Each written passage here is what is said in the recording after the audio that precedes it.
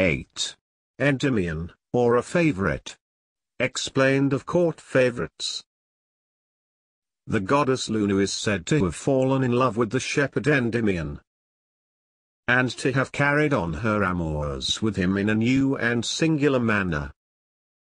It being her custom, whilst he lay reposing in his native cave, under Mount Latmus, to descend frequently from her sphere, enjoy his company whilst he slept, and then go up to heaven again.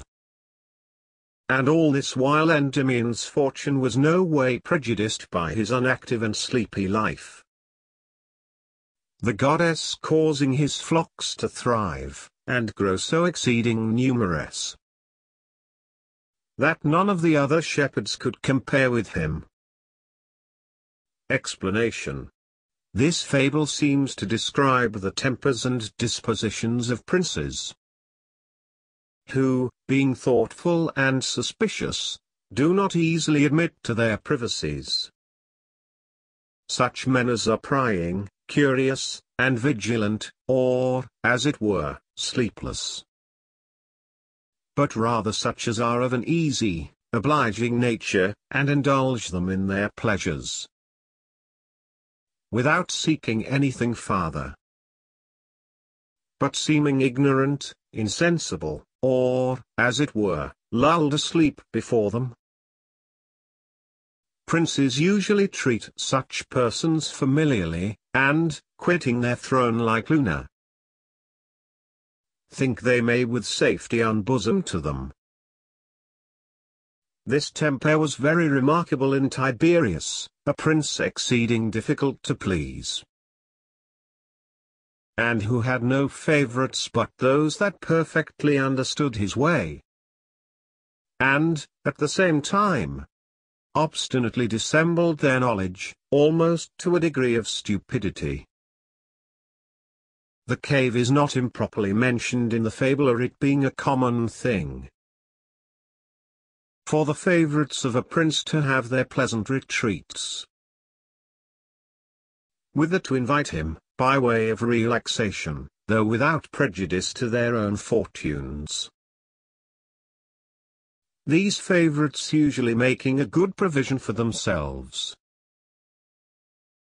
For though their prince should not, perhaps, promote them to dignities, yet, out of real affection, and not only for convenience, they generally feel the enriching influence of his bounty. 9. The Sisters of the Giants, or Fame. Explained of public detraction. The poets relate that the giants, produced from the earth, made war upon Jupiter and the other gods, but were repulsed and conquered by thunder. Whereat the earth, provoked, brought forth Fame, the youngest sister of the giants, in revenge for the death of her sons. Explanation. The meaning of the fable seems to be this. The earth denotes the nature of the vulgar, who are always swelling and rising against their rulers, and endeavoring at changes. This disposition, getting a fit opportunity, breeds rebels and traitors, who, with impetuous rage, threaten and contrive the overthrow and destruction of princes, and when brought under and subdued, the same vile and restless nature of the people, impatient of peace, produces rumors, detractions, slanders, libels, etc., to blacken those in authority, so that rebellious actions and seditious rumors differ not in origin and stock, but only as it were in sex. Treasons and rebellions being the brothers, and scandal or detraction the sister. ACTEON and PEXTHEUS, or a curious man. Explained of curiosity, or prying into the secrets of princes and divine mysteries. The ancients afford us two examples for suppressing the impertinent curiosity of mankind. In diving into secrets, and imprudently longing and endeavoring to discover them. The one of these is in the person of ACTEON, and the other in that of PEXTHEUS. ACTEON, undesignedly chancing to see Diana naked, was turned into a stag, and torn to pieces by his own hounds. And PEXTHEUS, desiring to pry into the hidden mysteries of Bacchus's sacrifice, and climbing a tree for that purpose, was struck with a frenzy. This frenzy of PEXTHEUS caused him to see things double, particularly the sun, and his own city Thebes, so that running homewards, and immediately espying another Thebes, he runs towards that, and thus continues incessantly tending first to the one, and then to the other, without coming at either. Explanation. The first of these fables may relate to the secrets of princes, and the second to divine mysteries. For they who are not intimate with a prince, yet against his will have a knowledge of his secrets, inevitably incur his displeasure, and therefore, being aware that they are singled out, and all opportunities watched against them, they lead the life of a stag, full of fears and suspicions. It likewise frequently happens that their servants and domestics accuse them, and plot their overthrow, in order to procure favor with the prince. For whenever the king manifests his displeasure, the person it falls upon must expect his servants to betray him, and worry him down, as ACTEON was worried by his own dogs. The punishment of PEXTHEUS is of another kind. For they who, unmindful of their mortal state, rashly aspire to divine mysteries, by climbing the heights of nature and philosophy, here represented by climbing a tree, their fate is perpetual inconstancy, perplexity, and instability of judgment. For as there is one light of nature, and another light that is divine, they see, as it were, two suns. And as the actions of life, and the determinations of the will, depend upon the understanding, they are distracted as much in opinion as in will, and therefore judge very inconsistently, or contradictorily, and see, as it were, Thebes double. For Thebes, being the refuge and habitation of PEXTHEUS, Tyre denotes the ends of actions, whence they know not what course to take, but remaining undetermined, and unresolved in their views and designs, they are alike driven about by every sudden gust and impulse of the mind. 11. Orpheus, or philosophy. Explained of natural and moral philosophy. Introduction. The fable of Orpheus, though trite and common, has never been well interpreted, and seems to hold out a picture of universal philosophy. For to this sense may be easily transferred what is said of his being a wonderful and perfectly divine person, skilled in all kinds of harmony, subduing and drawing, all things after him by sweet and gentle methods and modulations. For the labors of Orpheus exceed the labors of Hercules, both in power and dignity. As the works of knowledge exceed the works of strength. Fable. Orpheus, having his beloved wife snatched from him by sudden death, resolved upon descending to the infernal regions, to try if, by the power of his harp, he could reobtain her. And, in effect, he so appeased and soothed the infernal powers by the melody and sweetness of his harp and voice,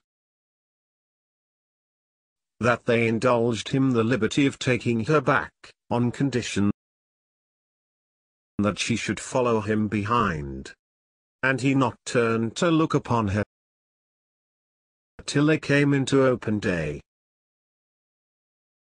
But he, through the impatience of his care and affection, and thinking himself almost past danger, at length looked behind him, whereby the condition was violated, and she again precipitated to Pluto's regions. From this time Orpheus grew pensive and sad, a hater of the sex, and went into solitude, where, by the same sweetness of his harp and voice, he first drew the wild beasts of all sorts about him, so that, forgetting their natures, they were neither actuated by revenge, cruelty, lust, hunger, or the desire of prey, but stood sing about him, in a tame and gentle manner, listening attentively to his music. Nay, so great was the power and efficacy of his harmony, that it even caused the trees and stones to remove and place themselves in a regular manner about him. When he had for a time, and with great admiration, continued to do this, at length the Thracian women, raised by the instigation of Bacchus, first blew a deep and hoarse-sounding horn, in such an outrageous manner, that it quite drowned the music of Orpheus. And thus, the power which, as the link of their society,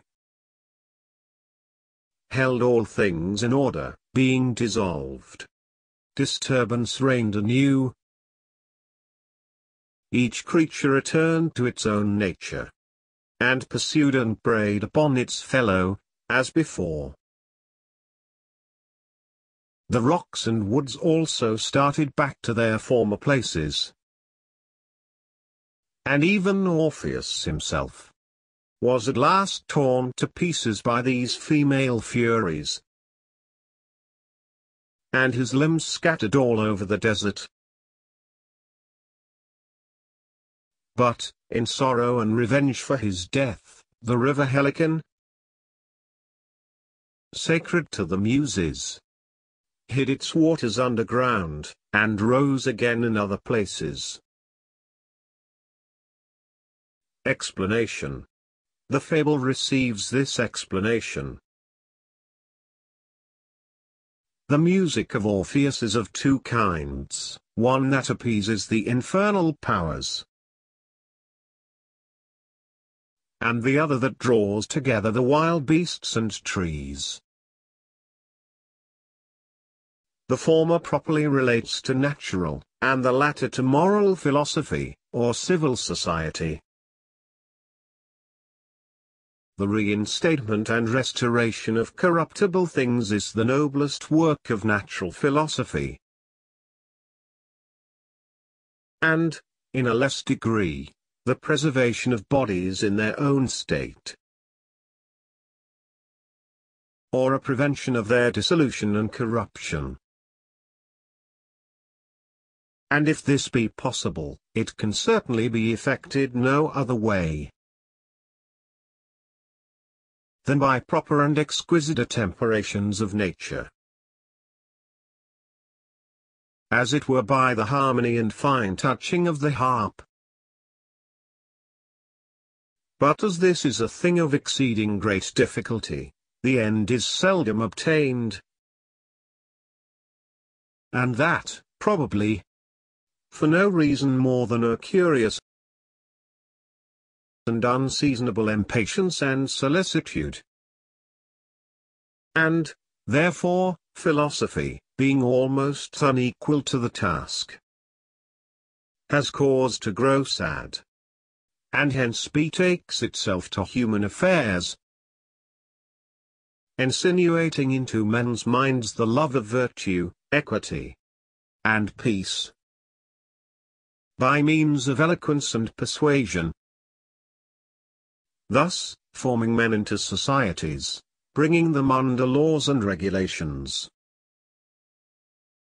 and making them forget their unbridled passions and affections,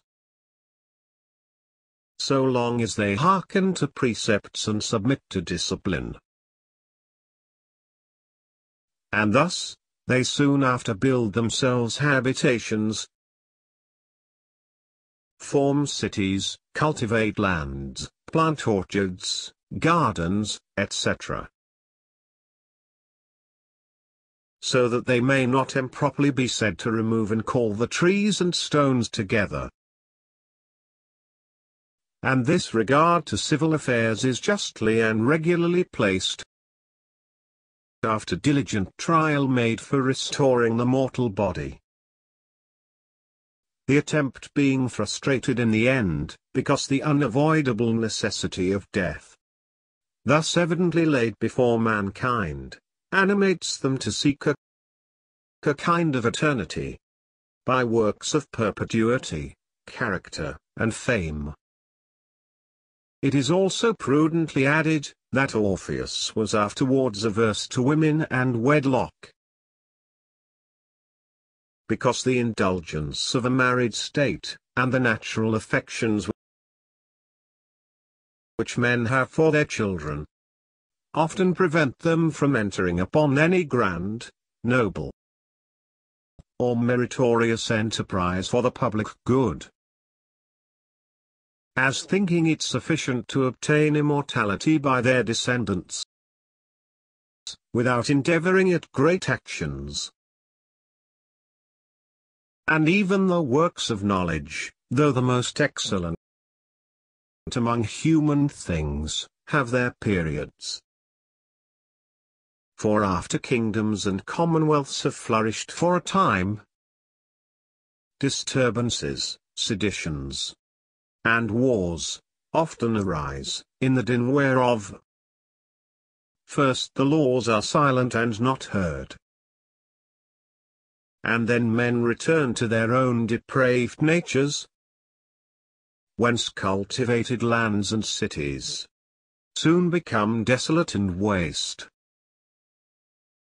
And if this disorder continues, learning and philosophy is infallibly torn to pieces, so that only some scattered fragments thereof can afterwards be found up and down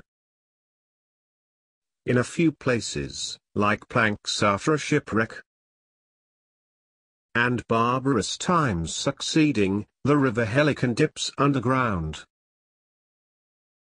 That is, letters are buried, till things having undergone their due course of changes, learning rises again, and shows its head, though seldom in the same place, but in some other nation.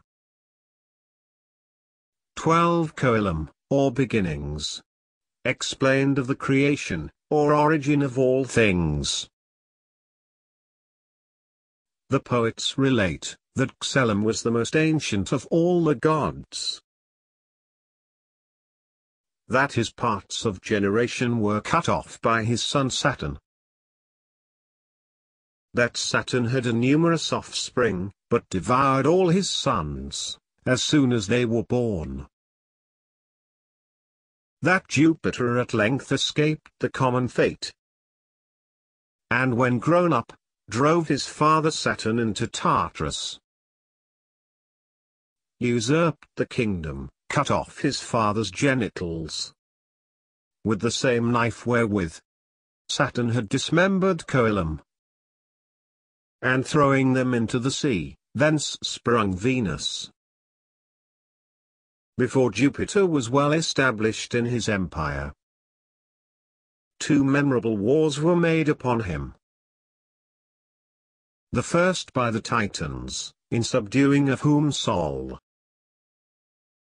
the only one of the Titans who favored Jupiter, performed him singular service. The second by the giants, who being destroyed and subdued by the thunder and arms of Jupiter, he now reigned secure. Explanation. This fable appears to be an enigmatical account of the origin of all things,